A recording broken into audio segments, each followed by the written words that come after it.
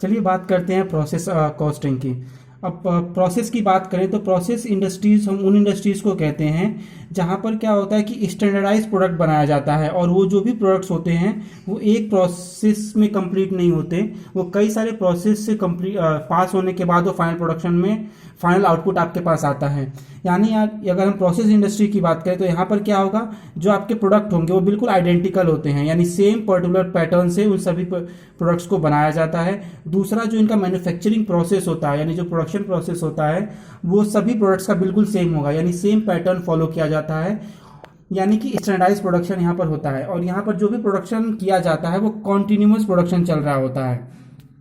यानी continuous production से होता ये है कि इससे जो भी आप प्रोडक्ट बना रहे हो तो आपके पास कुछ ओपनिंग स्टॉक भी हो सकता है, कुछ क्लोजिंग स्टॉक भी होगा। यानी आप पूरे साल प्रोडक्शन करते हो, साल में जो भी सेल होता है वो सेल आउट हो जाता है, कुछ आपके पास बच जाएगा, कुछ आपके पास वर्क इन प्रोग्रेस में रहेगा, और उसको हम फर्दर नेक्स्ट ईयर क्या करेंगे, फिर उन्हीं प्रोसेसेस के थ्रू हम फर्दर प्रोडक्शन करते हैं। यानी जब हम प्रोसेस की बात करते हैं तो वहां पर क्या होगा कि जो आपका फिनिश गुड्स होता है वो आता है कई सारे प्रोसेसेस से पास होने के बाद। ठीक है, यानी अगर आप अपना रॉ मटेरियल यहाँ से किसी प्रोसेस वन में डालते हो तो जो प्रोसेस वन का जो आउटपुट आएगा, ठीक है, और यही आउटपुट क्या हो जाएगा, ये प्रोसेस टू के लिए इनपुट हो जाएगा। ठीक है, और फिर जो प्रोसेस टू का जो आउटपुट आएगा ये प्रोसेस थ्री के लिए क्या हो जाएगा, ये इसके लिए इनपुट हो जाएगा, और फाइनल में जो फाइनल प्रोडक्ट आता है वो हमारा फिनिश गुड्स होता है। यानी आप कह सकते हो रॉ मटेरियल से लेकर फिनिश गुड्स में कन्वर्ट होने तक के प्रोसेस में ये जो हमारा प्रोडक्ट आता है इसको आप वर्क इन प्रोग्रेस भी कह सकते हो। ठीक है, लेकिन चूंकि हर एक प्रोसेस अपने आप में कंप्लीट है तो इस प्रोसेस में जो भी आपने इनपुट डाला है तो इसका जो पर्टिकुलर आउटपुट आएगा वो इस प्रोसेस के लिए कंप्लीट माना जाएगा, और उस आउटपुट को हम क्या करेंगे, नेक्स्ट प्रोसेस में हम फिर से उसको इंटर कर देते हैं, और जो फिर फर्दर उस पर प्रोसेसिंग होती है, फिर जो उसका आउटपुट आता है फिर नेक्स्ट प्रोसेस में जाएगा, फिर उसमें प्रोसेसिंग होगी, उसके बाद हमारा फाइनल गुड्स आता है। अब देखिए क्या होता है कि जब आपने रॉ मटेरियल प्रोसेस वन में डाला था तो इसका जो भी आउटपुट आया है, आउटपुट, ठीक है, अब इस आउटपुट को हम क्या कर सकते हैं, हम चाहे तो इसी आउटपुट को सेल भी कर सकते हैं, और हम इसको चाहे तो as a input for production process to के लिए यूज कर सकते हैं। यानी कि देखिए क्या है कि रॉ मटेरियल पर आपने कुछ काम तो किया ही किया है, तो इस काम की वजह से इस पर्टिकुलर आउटपुट की कुछ वैल्यू बढ़ जाती है, और आप इसको क्या कर सकते हो, आप किसी दूसरे मार्केट में सेल कर सकते हो, और वो क्या करेगा, फर्दर इसको यूज करेगा एज ए प्रोसेस टू में, या फिर आप खुद क्या कर सकते हो, इसको एज ए इनपुट यूज कर सकते हो प्रोसेस टू में, और इसका फर्दर इस पर प्रोसेसिंग होने के बाद लास्ट में आपके पास फिनिश गुड्स आ जाएगा। ठीक है, तो जब हम प्रोसेस कॉस्टिंग की बात करते हैं, यानी अगर हम ऐसी कोई इंडस्ट्री है जहां पर आपका जो फाइनल प्रोडक्ट है कई सारे प्रोसेसेस से पास होने के बाद आपके पास फाइनल गुड्स आता है, तो यहाँ पर हम प्रोसेस कॉस्टिंग यूज करते हैं, और इसमें हम क्या करते हैं, हर एक प्रोसेस के लिए, ठीक है, हर एक प्रोसेस के लिए हम सेपरेट अकाउंट बनाते हैं। ठीक है, यानी अगर आपके पास 3 प्रोसेस हैं तो 3 अकाउंट्स बनेंगे, 3 प्रोसेस अकाउंट बनेंगे। अगर n नंबर ऑफ प्रोसेसेस हैं तो n नंबर ऑफ अकाउंट्स बनेंगे। यानी हर एक प्रोसेस के लिए आपको सेपरेट अकाउंट बनाना पड़ेगा। और हम करते क्या है, हर एक प्रोसेस में जितने भी एक्सपेंसेस होते हैं हम उसको डेबिट कर देते हैं। ठीक है, और डेबिट करने से हुआ क्या कि अब इस किसी पर्टिकुलर प्रोसेस में जो भी एक्सपेंसेस किए जाएंगे वो सारे डेबिट हो जाएंगे, और इसमें क्या होगा, फिर आपके जो भी एक्सपेंसेस होंगे वो हमें पता चल जाते हैं कि इस पर्टिकुलर प्रोसेस में इतने रुपीस का एक्सपेंडिचर हुआ है, फिर उसमें जो भी आउटपुट आता है हम उससे डिवाइड कर देंगे। तो यानी हम बेसिकली करते क्या है, एक्सपेंस को डिवाइड करते हैं हम आउटपुट से, और यही क्या हो जाता है, हमारा कॉस्ट हो जाता है, कॉस्ट पर यूनिट। ठीक है, यानी किसी पर्टिकुलर प्रोसेस में जो भी एक्सपेंसेस इनकर किया जाएगा उस प्रोसेस में जो भी आउटपुट आया है उससे डिवाइड कर देंगे तो हमारा कॉस्ट पर यूनिट हो जाएगा, और इसको हम एवरेज कॉस्टिंग भी कह सकते हैं, क्योंकि यहाँ पर हम क्या कर रहे हैं, हर एक प्रोडक्ट के लिए हम सेपरेट कॉस्टिंग नहीं कर रहे हैं, हम क्या कर रहे हैं कि हम ये देख रहे हैं कि जो भी आपका आउटपुट बनाया गया है, क्योंकि सारे प्रोडक्ट्स एक जैसे आइडेंटिकल हैं तो हम यहाँ पर एवरेज कॉस्टिंग यूज कर लेते हैं, क्योंकि सभी का कॉस्ट फिर आइडेंटिकल ही होगा। ठीक है, अच्छा, अब प्रोसेस की बात करते हैं, यहाँ पर ध्यान क्या रखना है कि जो भी आप इसमें रॉ मटेरियल या इनपुट डालते हो, ठीक है, तो प्रोसेस आपके वेरी कर सकते हैं। तो कुछ प्रोसेस में क्या होता है, कुछ न कुछ आपका लॉस होगा ही होगा। ठीक है, तो जैसा हमने पहले पढ़ा है कि लॉसेस हमारे 2 तरीके के होते हैं, पहला होता है नॉर्मल लॉस, ठीक है, और सेकेंड होता है एबनॉर्मल लॉस। नॉर्मल लॉस क्या होता है? नॉर्मल लॉस का मतलब ये होता है कि वो सारे लॉस जिसको आप कभी भी इग्नोर नहीं कर, कभी भी आप कह सकते हो कि अवॉइड नहीं कर सकते, यानी ये लॉस तो होके ही रहेगा। यानी अब ये लॉस क्या हो सकता है? जैसे आप कोई ऐसा रॉ मटेरियल यूज कर रहे हो जिसमें जब आप प्रोडक्शन करोगे तो कुछ ना कुछ उसमें से कह सकते हो कम हो जाएगा, वेट कम हो जाएगा, या फिर इवापोरेट हो जाएगा, या फिर थोड़ा बहुत वो लीक करके कह सकते हो कि पिल्फरेज हो जाता है, गैप हो जाता है। तो ये जो लॉसेस होते हैं जिसको आप कभी भी अवॉइड नहीं कर सकते, ये क्यों होता है? आपके रॉ मटेरियल के नेचर की वजह से हो सकता है, या फिर आप जो भी प्रोडक्शन प्रोसेस यूज कर रहे हो उसके वजह से हो सकता है। तो उसको हम नॉर्मल लॉस कहते हैं। और नॉर्मल लॉस का कॉस्ट क्या होता है? इसका कॉस्ट हमेशा जो गुड यूनिट्स होते हैं वो बियर करते हैं। ठीक है, यानी कभी भी हम नॉर्मल लॉस की वैल्यूएशन नहीं करते हैं। हम क्या करते हैं? नॉर्मल लॉस के कॉस्ट को हम गुड यूनिट्स पर ट्रांसफर कर देते हैं। और एबनॉर्मल लॉस की बात करें तो एबनॉर्मल लॉस का मतलब क्या होता है? यानी वो सारे एक्सपेंसेस, यानी वो लॉस जो कि कह सकते हो मैनेजमेंट की फॉल्ट की वजह से हुआ है। यानी अगर मैनेजमेंट थोड़ा और इफिशिएंटली और कह सकते हो कि थोड़ा सही से काम करती तो ये लॉस नहीं होता। तो अब देखिए, ये जो लॉस होता है अब नॉर्मल लॉस या मैनेजमेंट की फॉल्ट की वजह से होता है, तो हम इसको क्या करते हैं? इसकी वैल्यूएशन की जाती है। ठीक है, और इसकी वैल्यूएशन हमेशा क्या की जाएगी? गुड यूनिट्स के जैसे की जाएगी। जैसे आप गुड यूनिट्स की वैल्यूएशन करते हो ठीक वैसे ही वैल्यूएशन हम एबनॉर्मल लॉस की भी करते हैं। और एबनॉर्मल लॉस को हम क्या करते हैं? प्रॉफिट एंड लॉस अकाउंट में ट्रांसफर कर देते हैं। यानी हमें क्या करना है? जो हमारा एबनॉर्मल लॉस हुआ है उसका कॉस्ट कंप्यूट करना है कि एबनॉर्मल लॉस की वैल्यू कितनी आई थी, और उसको हम क्या करेंगे? प्रॉफिट एंड लॉस अकाउंट में फर्दर ट्रांसफर कर देते हैं। ठीक है, अच्छा, अभी तक हमने नॉर्मल लॉस और एबनॉर्मल लॉस के बारे में पढ़ा था। प्रोसेस कॉस्टिंग में क्या होता है? आपका एबनॉर्मल गेन भी हो सकता है। एबनॉर्मल गेन का मतलब क्या है? कि आपने जो भी एक्सपेक्ट किया था, अगर आप एक्सपेक्ट करते थे नॉर्मल लॉस के बाद कि आपने ये सोचा था कि हम रॉ मटेरियल 100 यूनिट्स डाल रहे हैं तो इसमें से 10% आपका नॉर्मल लॉस हो जाएगा, तो हमारा जो आउटपुट आना चाहिए वो 90 यूनिट्स आना चाहिए। ठीक है, लेकिन जो हमारा एक्चुअल आउटपुट रहा वो हमारा 95 यूनिट्स आ रहा है। ठीक है, यानी कि हमने 100 यूनिट्स डाला था, 10% नॉर्मल लॉस होने के बाद हमारे पास जो यूनिट्स आने चाहिए तो 90 यूनिट्स आने चाहिए थे, लेकिन हमारा एक्चुअल आउटपुट है वो 95 आ रहा है। अब इसका मतलब क्या है? कि 5 यूनिट्स यानी 95 माइनस 90 यूनिट्स जो कि हमारा एक्सपेक्टेड आउटपुट था। ठीक है, ये हमारा ये हमारा एक्चुअल आउटपुट है और ये हमारा एक्सपेक्टेड आउटपुट है। यानी जो हमारा एक्चुअल आउटपुट जो कि हमारे एक्सपेक्टेड आउटपुट से ज़्यादा आया है, ये क्या हो जाएगा? हमारा एबनॉर्मल गेन हो जाएगा। यानी ये क्यों हुआ है? क्योंकि या तो मैनेजमेंट ने क्या कुछ इस तरीके से काम किया है, या फिर हो सकता है कि प्रोडक्शन प्रोसेस में जो हम उम्मीद करते थे कि हमारा इतना नॉर्मल लॉस होगा लेकिन वो लॉस नहीं हुआ, तो हमारा एबनॉर्मल गेन हो जाता है। तो एबनॉर्मल गेन की भी वैल्यूएशन हम क्या करते हैं? बिल्कुल गुड यूनिट्स के जैसे इसकी वैल्यूएशन की जाती है। ठीक है, जैसे गुड यूनिट्स की आप वैल्यूएशन करोगे और इसकी हम वैल्यू को क्या करते हैं? प्रॉफिट एंड लॉस अकाउंट में इसको भी हम ट्रांसफर कर देंगे। ठीक है, अच्छा, अब देखिए प्रोसेस अकाउंट में क्या होता है कि हम हर एक प्रोसेस के लिए सेपरेट अकाउंट बनाते हैं। तो प्रोसेस अकाउंट में क्या होगा? ठीक है, अब प्रोसेस अकाउंट में हम एक पर्टिकुलर्स का कॉलम बनाते हैं, यानी जहां पर हम डिटेल्स लिखते हैं कि क्या क्या आइटम्स हैं। दूसरा कॉलम हमारा क्वांटिटी का हो जाएगा। थर्ड कॉलम हमारा अमाउंट का हो जाएगा, ये हो जाएगा हमारा डेबिट साइड का। ठीक इसी तरीके से 3 कॉलम्स हमारे क्रेडिट साइड में भी हो जाते हैं, और इसमें भी क्या हो जाएगा? पर्टिकुलर्स, यहाँ पे हो जाएगा क्वांटिटी और यहाँ पे हो जाएगा अमाउंट। ठीक है, अच्छा, जैसा कि हमने पढ़ा है कि क्या होता है कि जितने भी एक्सपेंसेस होते हैं हम उसको क्या करते हैं? किसी प्रोसेस में डेबिट कर देंगे। यानी अगर आपने इस पर्टिकुलर प्रोसेस में कोई रॉ मटेरियल यूज किया है तो रॉ मटेरियल हम डेबिट कर देंगे। ठीक है, अब देखिए क्या होता है कि जो रॉ मटेरियल होगा, अब ये रॉ मटेरियल कुछ क्वांटिटी भी होगा। ठीक है, तो हम क्वांटिटी लिखेंगे और उस क्वांटिटी की वैल्यू कितनी थी, ठीक है, उस क्वांटिटी की वैल्यू या कॉस्ट हम यहां पर लिख देते हैं रॉ मटेरियल की। ठीक है, सेकंड एक्सपेंडिचर क्या हो सकता है? हो सकता है कि आप फर्दर कोई एडिशनल रॉ मटेरियल भी यूज कर रहे हो तो हम उसे भी यहां पर लिख देंगे। तो कई बार क्या होता है कि जो हम एडिशनल रॉ मटेरियल यूज करते हैं उसमें कई बार क्वांटिटी दी होती है और कई बार नहीं दी होती है। अगर क्वांटिटी दी होगी तो हम लिख देंगे, नहीं दी होगी तो हम नहीं लिखेंगे, सिर्फ हम यहाँ पर क्या करेंगे? उसकी वैल्यू या कॉस्ट लिख देंगे। ठीक है, यानी यहां पर क्या हो जाएगा? रॉ मटेरियल की का क्वांटिटी और उसका कॉस्ट कितना था।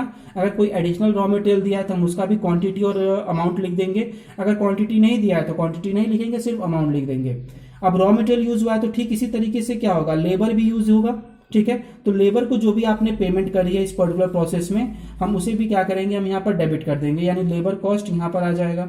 ठीक है। इसके अलावा कोई भी अदर एक्सपेंसेस अगर आप इनकर करते हो इस पर्टिकुलर प्रोसेस में, चाहे वो डायरेक्ट एक्सपेंस हो या फिर इनडायरेक्ट एक्सपेंस हो, हम दोनों ही यहाँ पर लिख देंगे।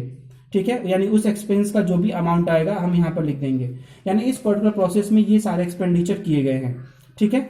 अच्छा, अब इसके बाद क्या होता है, हम क्रेडिट साइड में लिखते हैं। अब इस प्रोसेस में जो आपका नॉर्मल लॉस दिया होगा, ठीक है, तो हम यहाँ पर नॉर्मल लॉस अकाउंट से हम इसको क्रेडिट कर देते हैं और यहाँ पर हम उसकी क्वांटिटी लिख देंगे। ठीक है। यानी जो हमारा एक्सपेक्टेड लॉस था, यानी हम ये मानते थे कितना लॉस तो होके रहेगा, जो हमारे नॉर्मल लॉस की वजह से था, उसको हम क्या करेंगे, यहाँ पर क्रेडिट कर देंगे क्वांटिटी को। और यहाँ पर हमेशा हम इसकी सिर्फ स्क्रैप वैल्यू लिखते हैं। ठीक है। कभी भी हम यहाँ पर कॉस्ट नहीं लिखेंगे, यहाँ पर हमेशा हम स्क्रैप वैल्यू लिखते हैं। यानी नॉर्मल लॉस जो आपके पास हुआ था, अगर आप उसको मार्केट में सेल करने जाते हो तो आप उससे कितना रियलाइज कर सकते हो, वही हमारा स्क्रैप वैल्यू हो जाएगा। ठीक है।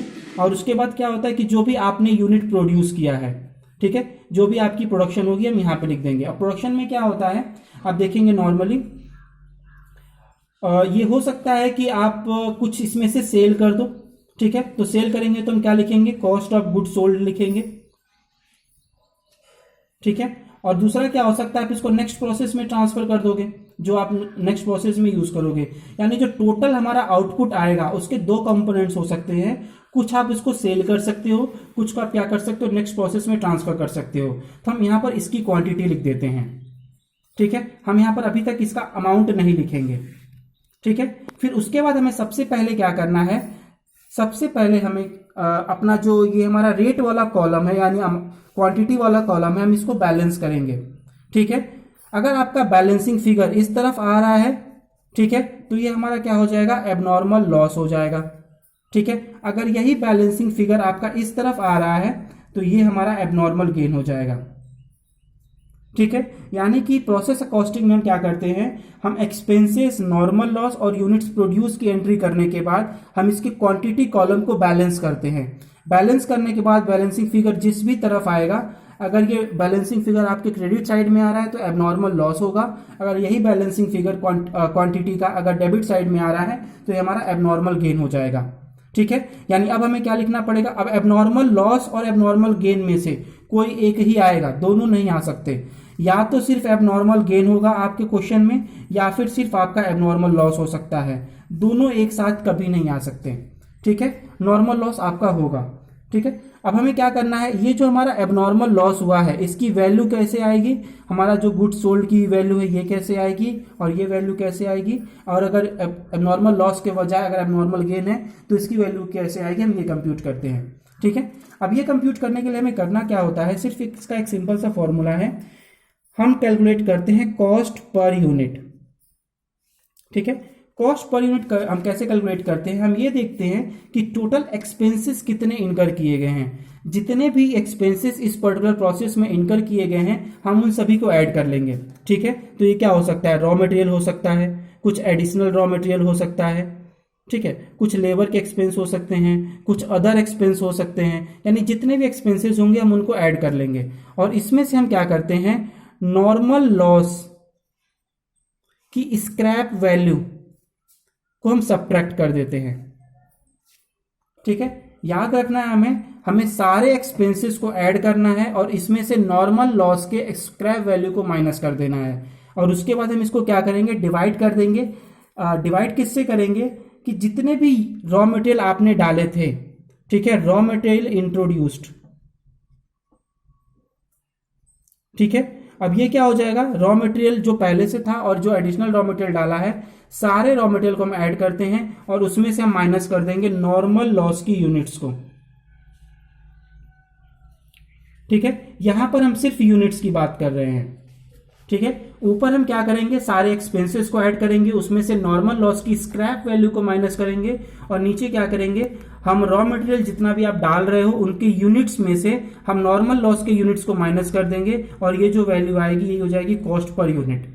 ठीक है। और ये जो कॉस्ट पर यूनिट आएगी इसी के बेस पर हम क्या करते हैं, अपने एबनॉर्मल लॉस की वैल्यूएशन करेंगे। यानी कि हम क्या करेंगे, एबनॉर्मल लॉस की यूनिट्स को हम मल्टीप्लाई कर देंगे कॉस्ट पर यूनिट से। ठीक है। अगर एबनॉर्मल गेन दिया हुआ है तो हम क्या करेंगे, एबनॉर्मल गेन जो कि आपका यहाँ पर जो बैलेंसिंग फिगर आया था यही हमारे यूनिट्स हो जाएंगे। ठीक है, और इस यूनिट्स को हम क्या करेंगे, एबनॉर्मल गेन की यूनिट्स को भी हम मल्टीप्लाई कर देंगे कॉस्ट पर यूनिट से। ठीक है, तो भी सेम वैल्यू आ जाए, तो हमारी वैल्यू आ जाएगी। ठीक इसी तरीके से अगर कॉस्ट ऑफ गुड सोल्ड दिया हुआ है, यानी कुछ अगर आपने सेल कर दिया इसमें से, तो उसमें भी हम क्या करते हैं, कॉस्ट ऑफ गुड सोल्ड की यूनिट से हम मल्टीप्लाई कर देंगे कॉस्ट पर यूनिट से, तो हमारी वैल्यू आ जाएगी। ठीक इसी तरीके से अगर नेक्स्ट प्रोसेस में आप जो ट्रांसफर करते हो उसकी वैल्यू निकालनी है तो हम क्या करेंगे, उसके भी यूनिट से हम मल्टीप्लाई कर देते हैं कॉस्ट पर यूनिट से। यानी देखिए बेसिकली हो क्या रहा है कि जितने भी हमारे यहाँ पर मिसिंग फिगर थे इस प्रोसेस अकाउंट में, उन सभी की यूनिट्स को हम मल्टीप्लाई कर देंगे कॉस्ट पर यूनिट से और हमारा ये अमाउंट आ जाएगा। यानी यहाँ पर क्या करना है, basically units multiplied by cost per unit. यहाँ पर भी क्या हो जाएगा, units multiplied by cost per unit, और यहाँ पर भी क्या हो जाएगा, units multiplied by cost per unit. इसी तरीके से हम सारी वैल्यूज निकाल लेंगे और हमारा प्रोसेस अकाउंट कंप्लीट हो जाएगा। ठीक है, अच्छा ये तो होता है जब आप फर्स्ट प्रोसेस में जाते हो। अब देखिए यहाँ पर क्या था कि अगर आप सेकंड प्रोसेस में जाते हो तो सेकंड प्रोसेस में क्या होगा, ये जो अमाउंट है, ये जो यूनिट्स और अमाउंट है, तो नेक्स्ट प्रोसेस में क्या होगा, यही हमारा डेबिट साइड में आ जाएगा। यानी अगर मान लीजिए प्रोसेस ए था और इसके बाद अगर हम प्रोसेस बी बनाते हैं तो प्रोसेस बी में क्या होगा,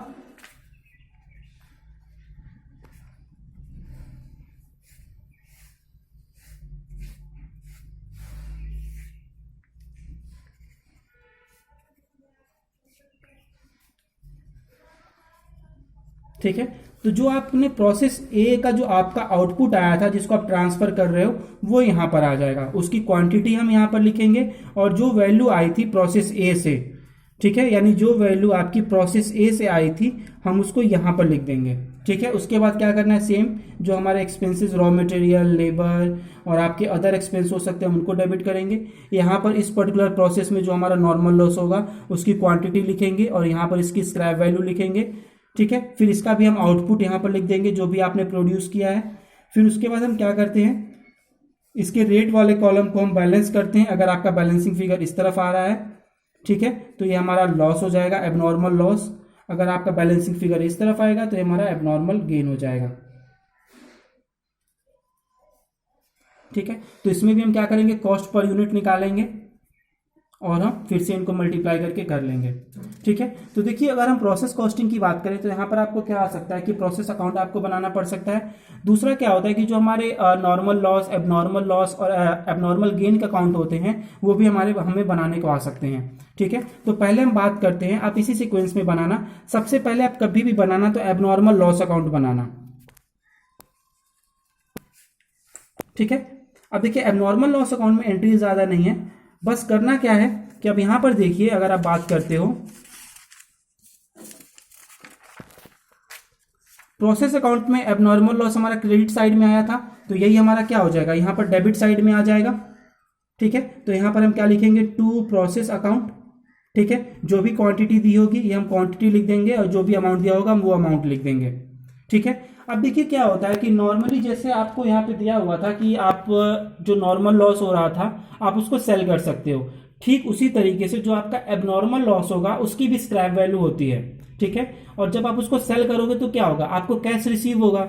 जब कैश रिसीव होगा तो हम कैश अकाउंट को डेबिट कर देंगे और एबनॉर्मल लॉस अकाउंट को हम क्रेडिट कर देते हैं, और ये हमेशा क्या आएगा, यहाँ पर स्क्रैप वैल्यू आएगी एबनॉर्मल लॉस की।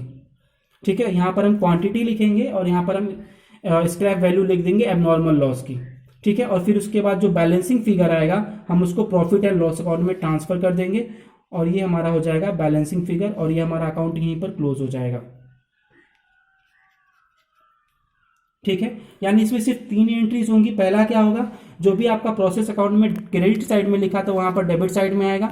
फिर आप इसको सेल करोगे, अब नॉर्मल लॉस को उसकी स्क्रैप वैल्यू से क्रेडिट करोगे और बैलेंसिंग फिगर को आप प्रॉफिट एंड लॉस अकाउंट में ट्रांसफर कर दोगे। ठीक है, ठीक इसी तरीके से आप नेक्स्ट क्या करोगे, आप नॉर्मल लॉस अकाउंट बनाओगे।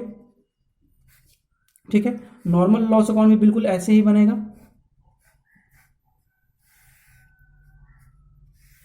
ठीक है, ये हो गया क्वांटिटी, ये हो गया अमाउंट, ये हो जाएगा क्वांटिटी, ये हो गया अमाउंट। ठीक है, अब जो नॉर्मल लॉस था वो भी हमारा किस साइड दिया हुआ था, ये भी हमारा क्रेडिट साइड में दिया हुआ था। ठीक है, नॉर्मल लॉस हमेशा हमारा क्रेडिट साइड में आएगा, तो यानी ये हमारा इस तरफ डेबिट साइड में आ जाएगा प्रोसेस अकाउंट। ठीक है, यहाँ पर हम उसकी क्वांटिटी लिख देंगे जो भी प्रोसेस अकाउंट में दिया था, और यहाँ पर हम उसकी अमाउंट लिख देंगे। ठीक है, अगर आपके क्वेश्चन में एबनॉर्मल लॉस दिया हुआ है और एबनॉर्मल गेन दिया हुआ है, ठीक है, इफ एबनॉर्मल गेन, ठीक है, तो आपको एक एंट्री पास करनी पड़ती है। इस एंट्री में हम क्या करते हैं कि जो भी एबनॉर्मल गेन के यूनिट्स थे, ठीक है, उसको हम यहां पर सेल कर देंगे। सेल नहीं करते हैं बेसिकली क्या होता है कि हमारे जो एबनॉर्मल गेन होने की वजह से हमारा नॉर्मल लॉस कम हो जाता है, और जब हमारा नॉर्मल लॉस कम हो जाएगा तो इसकी जो स्क्रैप वैल्यू हमें मिलने वाली है वो हमें कम मिलती है। ठीक है, तो हम बेसिकली करते क्या है कि जो भी हमारा एबनॉर्मल गेन है उसकी हम क्वांटिटी यहां पर लिखेंगे। ठीक है, और उसकी हम यहां पर स्क्रैप वैल्यू लिख देंगे। यहां पर ध्यान रखना है, नॉर्मल लॉस अकाउंट में आपको स्क्रैप वैल्यू लिखनी है एबनॉर्मल गेन की। ठीक है, अब नॉर्मल लॉस अकाउंट में हम क्रेडिट करेंगे एबनॉर्मल गेन की स्क्रैप वैल्यू से। ठीक है, यानी जितनी भी क्वांटिटी होगी आपके एबनॉर्मल गेन की उसको हम सेल करेंगे, करते तो हमें कितना पैसा मिलता हम यहां पर लिख देंगे। ठीक है, और बाकी को हम क्या करेंगे, सिर्फ कैश कर देंगे। ठीक है, यानी यहाँ पे जो बैलेंसिंग फिगर आएगा उसको हम कैश अकाउंट में ट्रांसफर कर देंगे और ये अकाउंट भी आपका क्लोज हो जाएगा। ठीक है, यानी नॉर्मल लॉस अकाउंट में क्या करना है, प्रोसेस अकाउंट से आपको ट्रांसफर करना है, यहाँ पर डेबिट हो जाएगा नॉर्मल लॉस अकाउंट में, और एबनॉर्मल गेन का जो स्क्रैप वैल्यू है उससे हम क्रेडिट कर देंगे नॉर्मल लॉस अकाउंट को, और बैलेंसिंग फिगर को हम कैश अकाउंट में ट्रांसफर कर देंगे और ये अकाउंट भी आपका क्लोज हो जाएगा। ठीक है, अब हम बात करते हैं लास्ट एबनॉर्मल गेन अकाउंट की। ठीक है, एबनॉर्मल गेन अकाउंट में क्या होगा, जैसे देखिए एबनॉर्मल गेन हमारा यहाँ पर डेबिट साइड में आया था। ठीक है, तो यहाँ पर क्या होगा, एबनॉर्मल गेन हमारा क्रेडिट साइड में आ जाएगा। तो हम यहाँ पर प्रोसेस अकाउंट लिखेंगे और यहाँ पर उसकी क्वांटिटी आ जाएगी, और यहाँ पर उसकी जो भी प्रोसेस अकाउंट में आपको वैल्यू आएगी हम वो यहाँ पे वैल्यू लिख देंगे। ठीक है, अब देखिए एबनॉर्मल गेन की एंट्री आपने कहाँ यहाँ पर की है, तो सेम एंट्री यहाँ पर भी होगी। ठीक है, यहाँ पर हम लिखेंगे नॉर्मल लॉस अकाउंट। ठीक है, यहाँ पे जो क्वांटिटी दिया हुआ था एबनॉर्मल गेन का हम वो क्वांटिटी लिख देंगे, और यहाँ पर स्क्रैप वैल्यू लिख देंगे जो कि एबनॉर्मल गेन का था। ठीक है, यानी ये आएगा प्रोसेस अकाउंट से, ये आएगा नॉर्मल लॉस अकाउंट से, और इसका जो बैलेंसिंग फिगर होगा ये चला जाएगा हमारा प्रॉफिट एंड लॉस अकाउंट में। ठीक है, और ये हो जाएगा हमारा बैलेंसिंग फिगर, और यहाँ पर ये अकाउंट भी क्लोज हो जाएगा। ठीक है, तो यानी यहाँ पे देखा जाए प्रोसेस कॉस्टिंग में आपको क्या करना है, आपको प्रोसेस अकाउंट बनाने को आएगा। प्रोसेस अकाउंट में हम क्या करते हैं, सारे एक्सपेंसेस को हम डेबिट करेंगे, उसके बाद हम क्रेडिट साइड में नॉर्मल लॉस लिखेंगे, इसकी क्वांटिटी लिखेंगे और इसकी स्क्रैप वैल्यू लिखेंगे। कुछ क्वेश्चन में हो सकता है कि आपको स्क्रैप वैल्यू ना दी हो तो हम यहाँ पर 0 लिखेंगे, अगर स्क्रैप वैल्यू होगा तो हम वहाँ पर वो अमाउंट लिख देंगे। ठीक है, उसके बाद क्या करना है कि जो भी प्रोडक्शन हुआ है उस एक्चुअल प्रोडक्शन से हम इसको क्रेडिट कर देते हैं।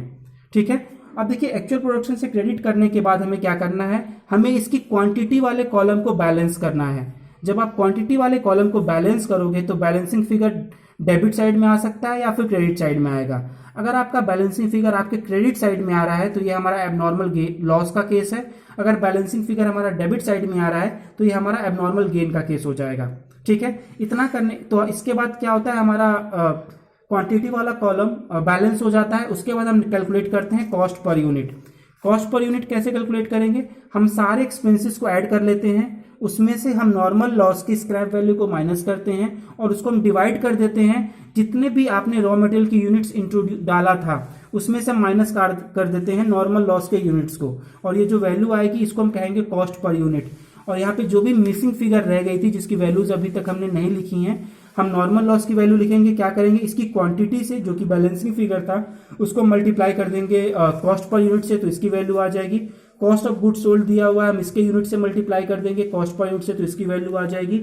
नेक्स्ट प्रोसेस में जो आप ट्रांसफर कर रहे हो उसकी यूनिट्स को मल्टीप्लाई कर देंगे कॉस्ट पर यूनिट से, तो उसकी वैल्यू आ जाएगी। अब नॉर्मल गेन का केस है तो उसकी यूनिट्स को मल्टीप्लाई कर देंगे कॉस्ट पर यूनिट से, तो उसकी वैल्यू आ जाएगी। इसके बाद आपको क्या करना है, आपको हो सकता है कि आपको 3 अकाउंट्स बनाने पड़े, जिसमें हमारा एबनॉर्मल लॉस का अकाउंट होता है, नॉर्मल लॉस का अकाउंट होता है, नॉर्मल गेन का अकाउंट होता है।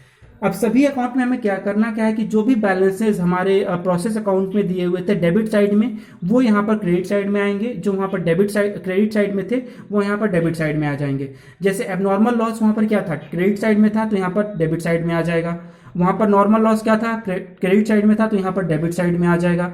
वहां पर एबनॉर्मल गेन क्रेडिट साइड में था, तो यहाँ डेबिट साइड में था, तो यहाँ पर ये क्रेडिट साइड में आ जाएगा। उसके बाद क्या करना है, normal loss abnormal loss account को उसकी जो स्क्रैप वैल्यू होती है हम उससे क्रेडिट कर देंगे, और बैलेंसिंग फिगर को हम क्या करेंगे, प्रॉफिट एंड लॉस अकाउंट में ट्रांसफर कर देते हैं। नॉर्मल लॉस अकाउंट में क्या करना है, हमें क्रेडिट करना है लेकिन एबनॉर्मल गेन के यूनिट्स को उसकी स्क्रैप वैल्यू से। यानी अगर हम एबनॉर्मल गेन की यूनिट्स को सेल करते एज ए स्क्रैप, तो हमें कितना पैसा रियलाइज होता हम उससे क्रेडिट कर देंगे, और बैलेंसिंग फिगर को हम कैश अकाउंट में ट्रांसफर कर देते हैं। ठीक है, और एबनॉर्मल गेन अकाउंट की बात करें तो यहाँ पर जो हमारा एबनॉर्मल गेन था उसका जो स्क्रैप वैल्यू होता है उससे हम डेबिट करेंगे, और बैलेंसिंग फिगर हमारा प्रॉफिट एंड लॉस अकाउंट में चला जाएगा। ठीक है, थैंक यू।